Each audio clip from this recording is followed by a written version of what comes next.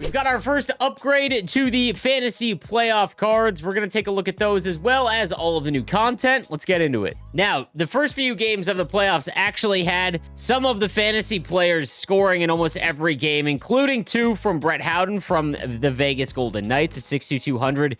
He still only has 93 speed and excel, so he did get a skating increase. He also started with the lowest skating. Grinding forward is a pretty good synergy. It's just very hard to come by. It will get his acceleration up to 94. And he did get a third synergy, Unstoppable Force, which is a decent upgrade considering the other 3 are just not very good. But it does confirm that at least we'll get a new ability when these cards hit 95 overall. Everything else went up by +2, including his face-offs at 97. Matthew Nyes, who I was able to make at 94 overall. Again, no skating increase, and because he is not 95 yet, did not get another ability. But again, everything else in terms of his other attributes all did go up by +1. Andrei Svechnikov has a maxed out shot, as well as hand stats. Everything now, again, +1 there. Did not get a skating increase. Drake Batherson, taking a look at his upgraded card. Face-offs are still quite low. He will need to hit 99, and he actually might get decent face-offs, so you could use him at center.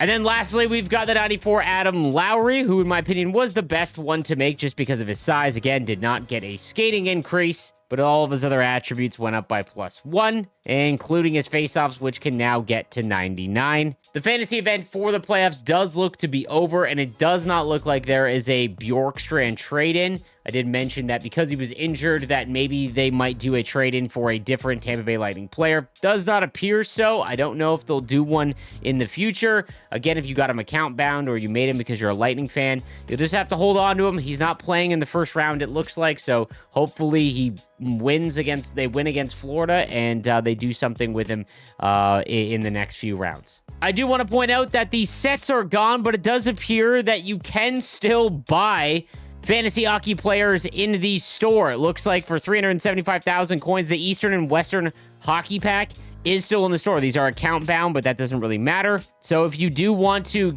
shoot your shot on some more fantasy hockey players, you technically still can. I wouldn't recommend it, and I would not spend the points on it. That's about $50 for one, and you're not going to get a choice. It's going to be a random one, but just wanted to point that out that these packs are still in the store, and it looks like they're in here for another 8 days. In terms of new content, we've got 5 new 93 overall Supernatural players for their Game 1 performances. We've got Tomas Hertl, Anthony Stolarz, Logan Stankoven, Mackenzie Blackwood, and Mark Scheifele. Starting first with the 93 Tomas Hertl. At 6'3", 215, the left-handed center's got sniper forward, deking boost, and playmaking boost, as well as gold close quarters, tape to tape, and puck on a string. 94 speed and excel, maxed out agility. Shots also maxed, as are his hand stats, essentially, and 95 face-offs. An extremely good card. You will have to acquire all of these cards via packs or the auction house, however. Mark Scheifele's up next, and in the same kind of range here. He's got sniper forward, power shooting, playmaking boost at 6'3", 207. Always his great size, obviously. The right-handed center's got unstoppable force, tape to tape, and close quarters. 94 speed and excel, maxed out agility. Shots maxed, hand stats are great, and 95 face-offs. So again, just like Tomas Hertl, another great centerman option. Mackenzie Blackwood is also going to give you a good option in net if you are looking for a higher rated goaltender. 96 speed at 6'4". Mackenzie Blackwood cards at the launch of the game were actually quite good. He's got good size and good speed, so a decent option here. As is Anthony Stolarz. I can remember all the way back to October, his team of the week at the launch of the game was one of the best goaltender cards you could get. He's got Showstopper, which is great, 95 speed. He's got awesome size and speed boost, as well as face-off boost and deking boost as synergies. It is going to be extremely expensive to acquire him, however. And then lastly, the 93 Logan Stankoven at 5'8", 171 had an unreal Game 1 for the Carolina Hurricanes. He's got make it snappy, puck on a string, elite edges, 94 speed excel, 99 agility, high 90s shooting and hand stats, is a pure winger, and obviously a little bit smaller, but he does have elite edges, which is a nice combo. Now, we've also got 3 new milestones, the 93 Jordan Staal, Mark-Edouard Vlasic, and Patrick Kane for their accomplishment of hitting 1,300 games played. Now, Patrick Kane's 94 overall card, quite good. Can get up to 99 acceleration and agility,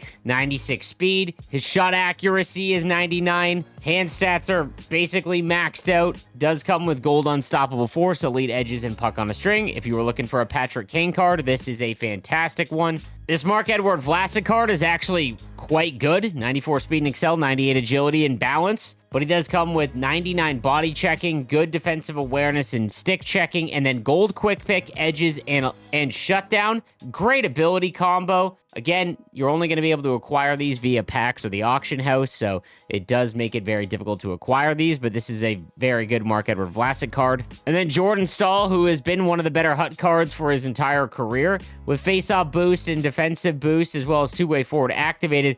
He maxes out his defensive attributes essentially with 99 face-offs, does have silver, quick draw, close quarters, and gold unstoppable force. 93 speed, excel, and agility, so not a great skater, but he does have great size and maxed out face-offs. And then lastly, we've got Frozen Forces retirement cards for Chaz Lucius, Alec Martinez, and Patrick Maroon. Starting first with the 93 Patrick Maroon at 6'3", 234, grinding forward, defensive boost, and power shooting boost.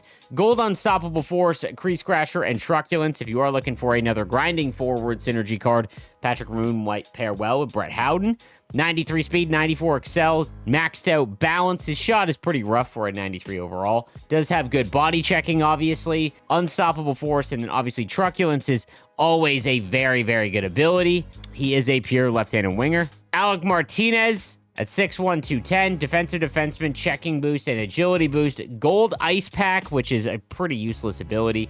In reverse and shutdown, 93 speed and excel, 96 agility, 99 balance, maxed out defensive stats, and body checking. And then finally, the 6'2 Chaz Lucius, the right-handed center's got sniper forward, playmaking boost, and agility boost, which gives him 94 speed and excel, 99 agility, close quarters, tape to tape, and elite edges. A maxed out shot, hand stats are great as well, and 95 face-offs, so a sneaky good card at 93 overall. Now our weekly objectives are the Central Division, so if you complete all of these objectives, you will get an 86 plus overall choice pack for the Central Division. You've got to complete objectives with all of the teams from the Central Division. So again, if you are trying to grind it out, you will get a bunch of 82 overall choice packs. And then finally, the Central Division 86 plus overall choice pack at the end of it. Lastly, we did get an exclusive Zach Hyman sharpshooter card that you can only acquire by buying that specific pack for 315,000 coins. And if you're making a theme team and you need a Zach Hyman, this is a pretty good Zach Hyman card. Maxed out shot, 94 speed, excel, and agility, close quarters, snipe, and big tipper. So again, a pretty fun Zach Hyman card. We didn't get team builders yet. I know a lot of people were asking when team builders were coming. They usually do get released on Tuesdays, but we'll have to wait and see if they come throughout the week. That being said, let me know what you think in the comment section down below. I'll see you guys next time.